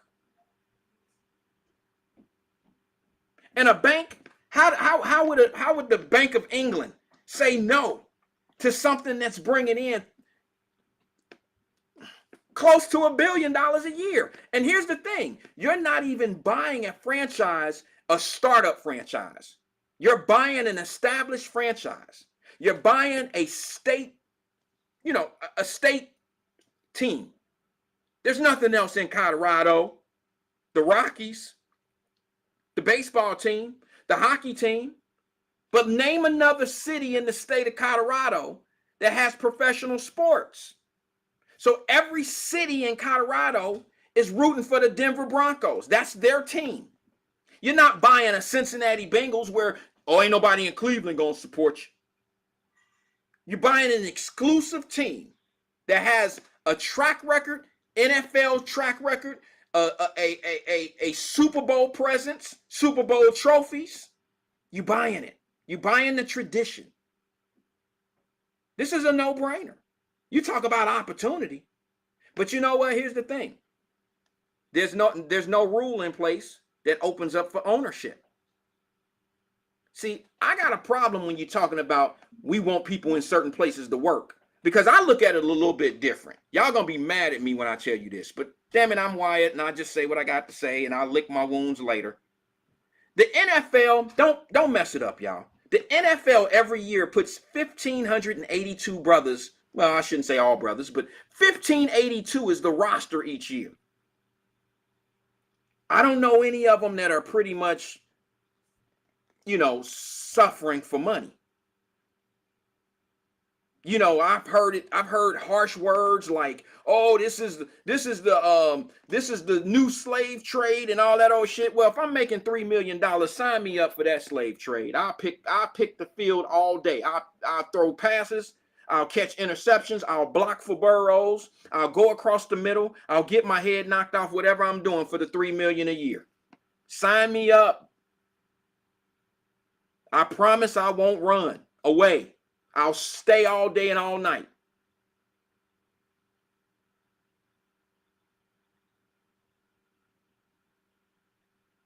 I promise. I know a lot of people that go to work who do a whole lot of that type shit and get a whole lot less money deal with a badass boss. You go home stressed. I had a job one time straight out of school. That job stressed me so much. This is how I know my wife loved me. That job stressed me so much that when I came home, my nose was bleeding. I think it was giving me a stressful headache. I think it was putting me in a position where my boss didn't like me. I was in trouble all the time. I never could leave when it's time to clock out and leave. I never could leave because my boss wanted to start working 30. I done sat in the office all day. Sat in the office all day. Ain't done shit all day. Ain't gave me no work. Ain't gave me nothing to do. I got 20 minutes before everybody gonna clock out and get up out of here. Now you want to come hand me a bunch of shit that's been sitting on your desk all day. I ain't about to work on no.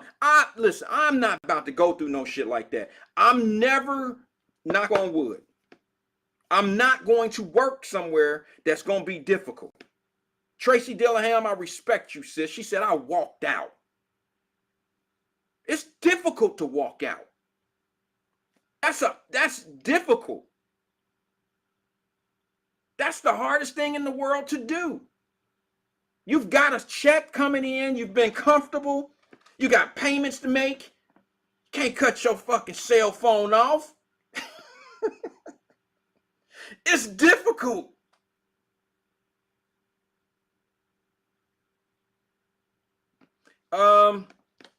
Let me see. Tracy Dillingham just said something, or you said it before. She said, I think you can say that you will get rid of the Rooney Rule, but there's already a code established, rooted deep in history in the organization in corporate America that's going to make it last forever. Well, yeah, but you know what? Let me be honest with you. I hate to say this shit, but it's some underqualified brothers and sisters that's working for some companies right now because of their Rooney Rule. Because let me just say this to you. Sometimes that shit backfires on us. Sometimes they don't want the more qualified person to be in them roles. They kind of want somebody to fail so that particular rule will fail.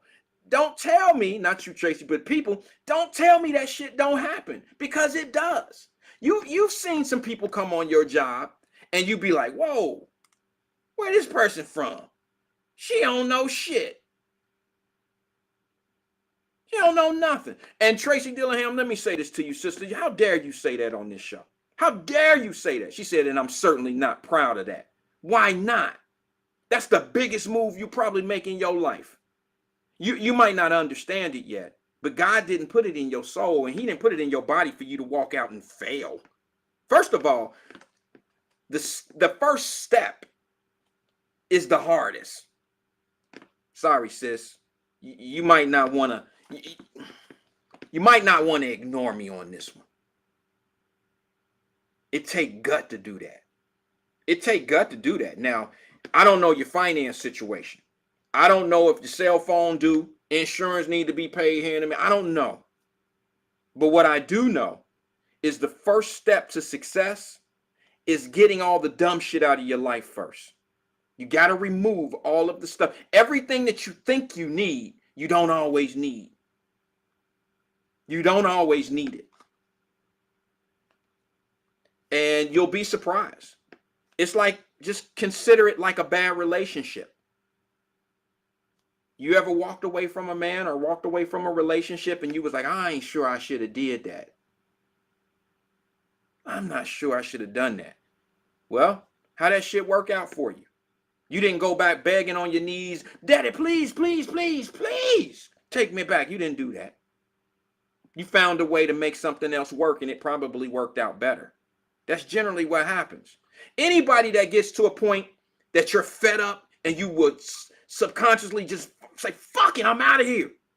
You don't need to be there, sis. There's nothing's worth that strain. Now, if you got a short fuse, that's different. You don't strike me as a person that has a short fuse. But if you're just there and one day, like for instance, I clocked out one day. When I was a kid, I lived in New Orleans. Okay, this is a little short story. I'm going to give you an idea of what I'm talking about. When I lived in New Orleans, we had a friend. My mother had a friend of the family who she worked with come to New Orleans and stay with us for, I guess, it felt like a fucking year, but it probably was a week. And they came to our house to stay. And I mean, I grew up kind of like, I'm the only child. So I like my shit the way I like my shit. Don't touch nothing. You know, it's like that. You know, you can have brothers and sisters and still be this way, but nah, I didn't want you touching my shit. But here's the problem. I would always go downstairs to get me some Kool-Aid. And for some odd damn reason, every time I went downstairs to get some Kool-Aid, somebody left this much of Kool-Aid in the freaking Kool-Aid pitcher. Every time I went to get some Kool-Aid. Now, do I have a problem with you drinking Kool-Aid? No. I got a problem with you leaving this much that don't fill up a cup and not make some new Kool-Aid. We got plenty of packs in there and plenty of sugar. One day, I went down there after like the 30th time of not having any Kool-Aid, but a little pinch. I just hit the ceiling. My mama and her friends was like, boy, what is wrong with you? And I clocked the fuck out because of this little bitty ass Kool-Aid. Nobody knew that I didn't said it 30 times. I didn't said it 30 times. Can somebody please make some damn Kool-Aid? Stop leaving a pinch. Finally, I had enough.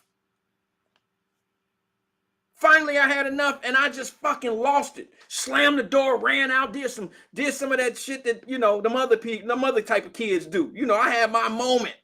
I had my moment. Fuck it, mom, shit. Y'all know what I'm talking about. I had that moment. And I ran out. I fucking shot, motherfuckers. You thought I was, like, they thought I was nuts. But it was because I had been through so much. It was bad, y'all. It was bad. The moral to the story is, I got so fed up, I made an impulse. I just fucking hit the ceiling and ran. Cussed everybody out on my way home, on my way out of the house. Didn't come back home till late that night. I came home, and guess what? There was 3 fucking pitchers of fully loaded Kool-Aid sitting in the refrigerator. Shit got better for me. Shit got real. It got better. Sometimes you just have to do it. Express yourself. Walk out. Hit the ceiling. Do what's best for you. Stop being a slave to the rhythm of what's going on out here. If you have dreams and aspirations, fucking step out on there and do it. You get one life to live. We get one life. Let me tell you what happened. My mama, she tried to whoop my ass for that. But I could tell that whooping. Now, I'm like, what was I? 12? I was probably about 11 or 12. And my mama ain't never had no problems whooping my ass. Like she's always been strong. She ain't no real big woman, no shit like that. But, you know, she ain't never had no problem whooping my ass. I was not the fighter backer type of guy. Like mama say, bend over or hit, move, don't move, nigga, don't move. And I wouldn't move because it got worse. You know, you put your hand back there, the hand get caught up in the belt and shit. Didn't I tell that add more licks? Didn't I tell you not to move? She was almost finished. So I got to put my hand, adding licks to myself. So just get it in and get it over with. Let's go. So I could tell she really didn't want to whoop my ass about that. Because she felt me. She knew they was wrong for leaving that little bitty ass Kool-Aid in there. She knew it. So that whooping wasn't all that bad. I think it was just a principle whooping. Just for GP, nigga. You said all this shit on the way up out here. Fuck, what? Who you talking to? I think I just got a whooping for that. But she understood. And that's why I'm telling you, Tracy. Let me read what you said. Let me read, because I seen something that you were saying about, she said, okay, I want to read this one out because it's kind of about you now. You says, I'm not proud because it's not who I am. I don't leave people hanging. I know what you're saying, though. Tracy, have you considered that those folks left you hanging? Have you considered that your life was so miserable being in that environment that they didn't care about your livelihood? Someone didn't care how stressed out or how bad things were going for you on a daily basis at your job. They left you hanging. Had you stepped to some supervisors or, excuse me, did you go through the proper channels and then things weren't working out? You went and complained about some of the things that were coming your way and they just said, well, fuck it, you deal with it or you don't. Did they treat you like that? If so, they left you hanging. Now, if you didn't go through the proper channels and you didn't say some things that, if you didn't make it clear that you was going through some things,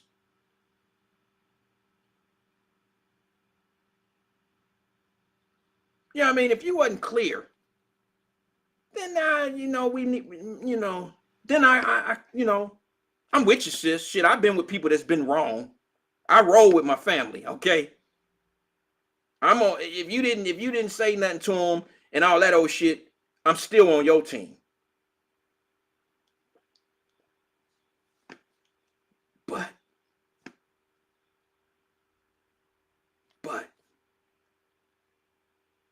let's be clear. I got to keep it 100 with you. As long as you went in there and you put forth the right effort to make shit right for you and to make things go well and go the way they're supposed to go, sis, I cannot be mad at you. Now, all I ask people, and here's the biggest thing that most people say. They say, never leave a job till you got one lined up. I get it. Sometimes you interview with people and they want to know where you're working currently. Man, fuck all that. Because I'm with you. Fuck all that. Don't even put that on your mind when you go in there. Value yourself. I was with a company that didn't value my work. That's the attitude. You don't say that shit to them. That's your attitude walking in. I'm better than how they were treating me. Listen, anybody that can just stop, pump the brakes, and walk out of their job, that job is not for you. It's not for you. If you can't even last another 2 weeks because you putting your 2 weeks notice in, that job is not for you. The check was for you, but the job wasn't. Sis, don't feel bad about that shit. If it helps you feel any better, I've done okay for myself in life, but let me express this to you. It took a long time, but let me just say this to you. I've been fired from every job I've ever had in my entire fucking life. Hope that makes you feel better. And there's some people on here that know that for a fact because you probably worked somewhere that I worked and I got fired. I got fired. And I knew I was going. You ever worked at a job and you just sit back and like, yeah, they'll be calling me soon. I know I'm about this joint. HR will be calling. I might as well take a week off.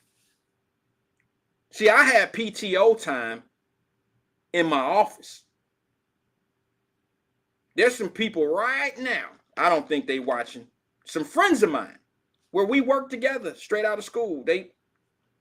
Couple of them are in real estate right now. They know who I'm talking about. They know I sat in my office and didn't do shit for a whole month. I was done. I quit a month ago. I just happened to come to work every day. Might as well. I was done. Yeah, I got fired. But I quit a month ago. I just happened to come to work.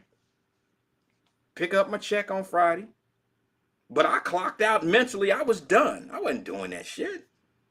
You lost me a long time ago. I'm not here to work for you and you drag me. Not gonna happen. I could go drag myself and do my own thing. That's it. Now, entrepreneurship is not the easiest thing in the world to do. You have to have a plan and you have to understand that there's going to be a lot of U-turns and side streets and one-way streets that you took the wrong turn. There's a lot of shit. If you're not ready to fail, don't step into entrepreneurship. You're never going to win the first time out the gate. I don't give a shit if you was the first one to discover bottled water. That first company, if you're not going to win. It just don't happen. There's too many big companies to take you over. There's a whole lot of logistics to the shit. You'll get a check. You might be able to do something, but you'll be gone. They'll get rid of you. If you own a bottled water company or whatever else. Now, my man, I noticed Emmanuel Lewis, kind of close, but Emmanuel Levinston was on the show for a minute. Now, he went hard on somebody. He had to say somebody was on their show and was talking about Kroger brand peanut butter. Now, who else y'all know? Who else y'all know do a podcast that uses Kroger brand peanut butter? People that watch his show, some watch this show, and y'all know that Negro was talking about me. Kroger brand peanut butter ain't never done nothing to me, E-Man. Never. I'm loyal to the brand. She said, wow, Wyatt, way to turn it around, meaning the situation of your job. Sis, this, I'm not trying to play jigsaw puzzle with it. I'm just being honest with you.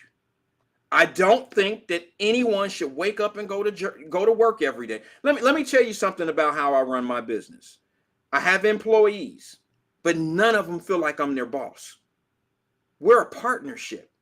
Every person that I hire, if I ever do an interview, which I don't do that anymore, but when I used to interview people, I would always make people feel like, listen, you're coming into a business where you're a partner. You're not like, I never had I might talk that boss talk shit. I even title boss talk, but boss talk is being able to hold your own and make decisions, and everybody in my office is a boss. I hire you that way.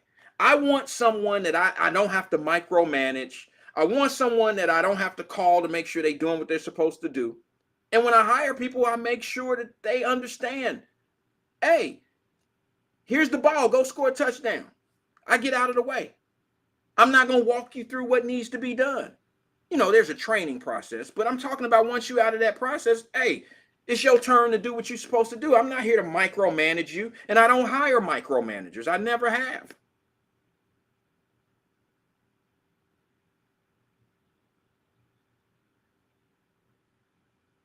So I just say that some people, if you're being micromanaged,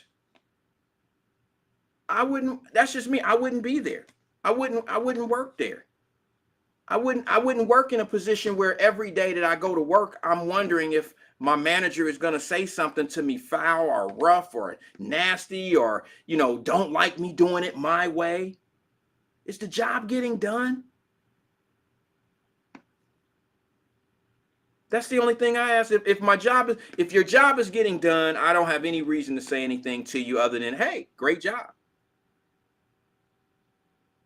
But see, some of us get that word boss all out of hand. How many of you had somebody who loved being the boss and you knew more than they knew? Horrible supervisors. That was the one that I quit on a month prior to them. I quit a month prior to them firing me. I had a horrible supervisor. Horrible supervisor. Give me shit. We left every day. We supposed to get out of there at 4:40. Straight out of school, I work for Metropolitan Housing. I probably shouldn't say this because I don't know. Can I get sued for that? As long as I don't mention anybody's name, right? Because Metropolitan Housing didn't do anything to me wrong. The supervisor did. But anyway, I worked for a company straight out of school. It was the worst job I ever had in my life. And here's the thing. Supervisor is supposed to be someone that was highly educated, had been practicing law for many, many years. I think maybe couldn't make it in corporate law. Like what she went, her back, her thing was corporate law. And I think I was in a division where I had to do evictions and, I was in the legal area. And I just felt like this person was using me to validate how smart they are. Like trying to make me feel this small and make themselves feel this tall. And I got tired of that. And when it's time to go home, we had all these legal, you got all these evictions or whatever legal aspects, whatever you got going on. There's so much stuff. I can't get into the logistics of it all, but there was so much going on. We have all day to do it. But then you want to give it to me when it's 10 minutes away from us going home for the day. I could have been putting those in motion at 8 o'clock this morning. But you come give me a pile of shit 10 minutes and then you go back and say things like, well, you really don't want to be here. No, you fucking right. I don't want to be here. You mean the job? I could do the job. I just don't want to be here with you. You don't have no life. I can't do that anymore. And see, the only reason why I'm bringing this up to you is because there's somebody listening right now who is actually saying, damn, Wyatt, that's the shit I go through. And I'm a fan of being there for people who feel like they're in a space by themselves. Sometimes we get in a spot, we don't talk to anybody, we don't talk to anyone, and we feel like what's going on is happening to me and me only. Nobody understands. Y'all don't get it. Then you go to your girlfriend or somebody in another cuticle somewhere, and you try to have this conversation with them, and they don't know what the fuck you're talking about because they ain't going through what you're going through. They ain't never been there before. They supervised by another division. So you's going in, girl, shit. She on her way out the door to clock out. Well, I'm gone. I'll see you tomorrow, girl. I watched that shit. I had a staff, people that worked for me that could leave. And my director, I had to report to directly. And she would stay in the damn office till 10 o'clock at night. I'm not that guy. I don't put that kind of work in for your company. That's not me. Not some shit I could have been doing. I could have had your shit. The shit you getting done at 10 o'clock tonight, I could have had that shit done by noon if you would have gave it to me at 8 o'clock this morning. See, that's dumb shit. And that's the stuff I know. The only reason why I'm saying this is because there is somebody sitting down right now that's saying, Lord, he must have had my same supervisor that I got now. We all done been there. Somebody done been through that. And Tracy, I don't know what your deal is, but sis, I've clocked out. I've been out. I've been in a situation where I quit. I quit. And you know what I was working on my entire time sitting in the office? See, it's been so many years. It's been 20 plus years. So I could say I could tell you the truth now. They can't come back and get them checks. That shit is spent and over with. They can't sue me for it. Time has lapsed, damn it. I got them for a few checks. You know what I was doing my whole time? I'd shut my door when I go into work. Some of y'all do this shit. I know you do. Don't judge me. I would go in my office, shut the door, cut the radio on so I can listen to talk radio. I ain't gonna lie. And I would work on my shit. I would work on my future endeavors. I took my laptop out. I wouldn't use their computers because they can come back and look at that shit. I had this big ass dinosaur ass laptop that, you know, they were huge back then, just like cell phones. And I worked on what I needed to do for me. I worked on me. I was very selfish. You know why? Because that company gave up on me They gave up on me a long time ago. So I'm a strong advocate of never work somewhere. There's too many jobs and opportunity, and we never know where those opportunities are until we have to land. It's almost like in the airplane. This is going to sound ridiculous because I fly a lot, but I use this analogy because it's tragic to fall out of the sky of an airplane, right? To crash. But it's funny how there's runways all throughout the United States of America, right? At these airports. Let a pilot run out of gas. That motherfucker will find some type of airfield, a stretch. He'll find something to land that plane on. It won't be a runway, but he'll find an open field and he'll find enough land. He'll find enough stretch to be able to land. I promise you. That one dude did it in New York. He landed on the water instead of hitting buildings. You get my point? Be that plane that then fell out, that's falling out of the air and running out of gas, and you will land. Just make sure you look for proper, you got to find that stretch. Tracy, you're going to be fine, girl. All you did was run out of gas from the stupid shit. Now all you got to do now, sis, all you have to do now is find the proper runway. And when you land, you'll land on your feet. Shit will be back sweet. And you'll thank yourself for taking care of yourself. You won't have anybody else to thank but yourself. Promise you. I promise you. You'll thank me for that one day. Let me see. Where is that at? Where did you say it was? Somebody just sent me a text message. Told me, hold on. Let me make sure I got this right. Don't go nowhere, y'all, because I got a couple seconds. I just want to make sure that this is right.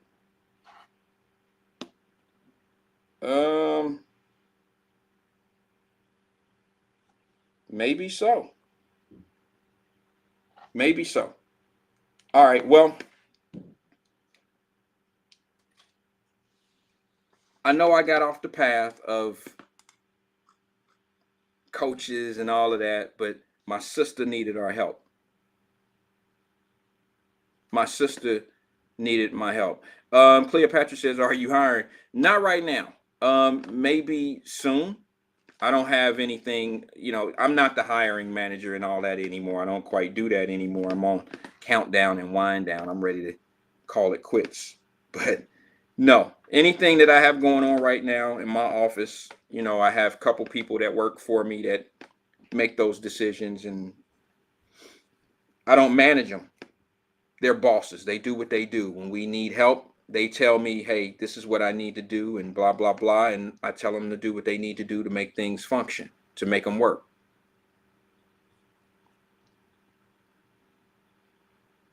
Just think, I really didn't have anything to talk about today. So they start talking about the black coach guy, and I guess it gave me something to talk about. But I said I was only going to go an hour today because I'm going to the beach. I'm going. Sorry, I've been waiting. Yo, I tell you what. Let's try this thing again tomorrow. Jenny said, I missed a great portion of the show, but we'll go back and watch. Please do. You might want to fast forward past all the football talk, though, Jenny.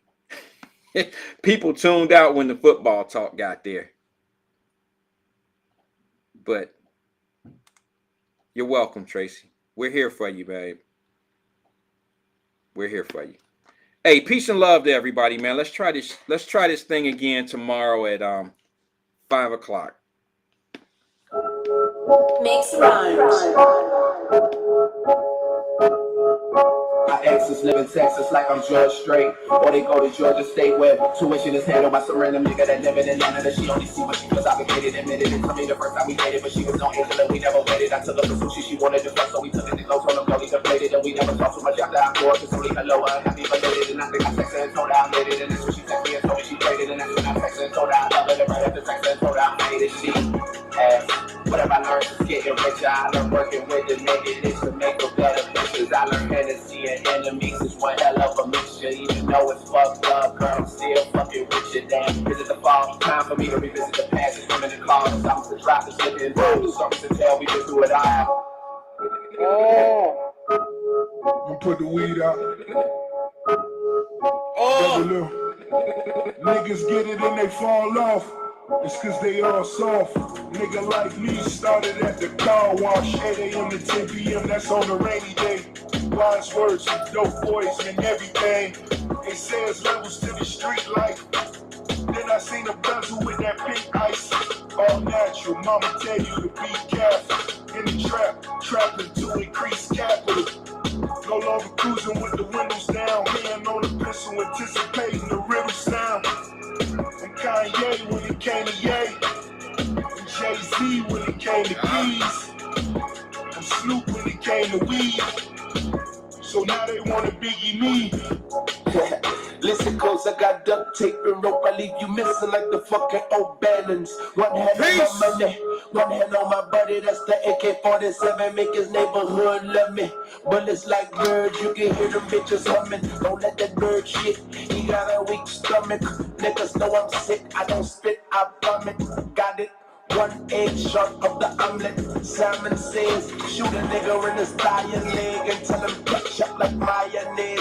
I'm the sickest nigga doing it. Bet that baby. These other niggas don't. I'm with crack baby. Yes, get back, boy. This a setback. Clumsy ass niggas slip and fall into a death trap. Rest ashore, I rest in the Azor. Them boys pussy, born without a backbone. And if you strap, we can trade like the Dow Jones. Put him up, I hope he got his towel on. I aim at the moon and give a howl on. Some niggas cry wolf, I'm on that dry kush. And when it comes to that paper, I stack books. You heard what I said, I could put you on your feet or put some money on your head. Life ain't cheap, you better off dead if you can't pay the fee. Shout out my nigga fee. See every motherfucker at the door don't get a key. You're outside looking in, so tell me what you see. It's about money, it's bigger than me. I told my homies don't kill him, bring the nigga to me. Yeah, don't miss, you fucking with the hitman. Kidnap a nigga, make him feel like a kid again.